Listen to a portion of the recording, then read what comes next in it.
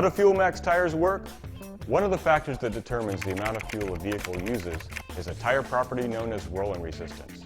Think about the difference in effort between walking on a sandy beach versus walking on a boardwalk. On the beach, a lot of energy is consumed by the friction between the grains of sand, so it's a lot of work.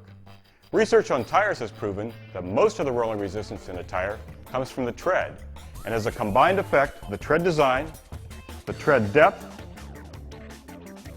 the tread width, and the tread compound. So, by altering the recipe of a tread compound, different levels of friction within the tread rubber can be created. Take these rubber balls for example. They look the same, and they weigh the same. If we take the first ball and drop it, it bounces very little because it has a lot of internal friction, like the sand on the beach.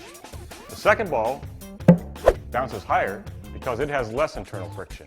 And the third ball bounces highest of all because it has the least internal friction. In fact, if we take this ball made with a Fuel Max tread compound and another ball with a standard compound, we can see the difference in rolling resistance in only a few feet.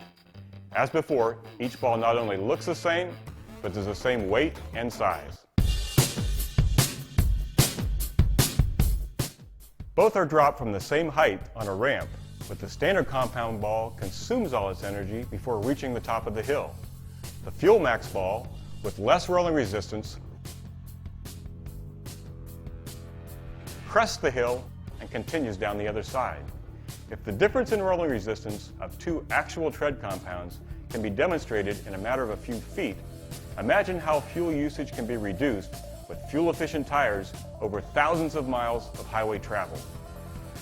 Bouncing balls and roller coasters are fun, but it's what happens on the highway that's important to you. Here, a Fuel Max compound ball and a standard compound ball are released at the same height at the top of a ramp.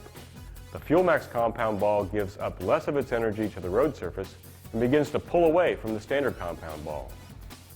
In a similar way, these two trucks are identical except for their tires.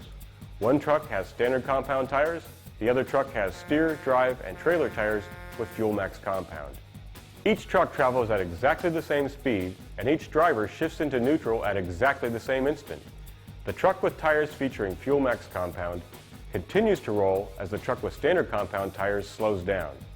This is because with each rotation of a tire, a little bit of energy is given up by the tire and absorbed by the pavement. The tires with Fuel Max compound give up less energy. The result is lower rolling resistance. And when the truck with standard compound tires has slowed to a stop, the Fuel Max truck continues to roll for another 785 feet.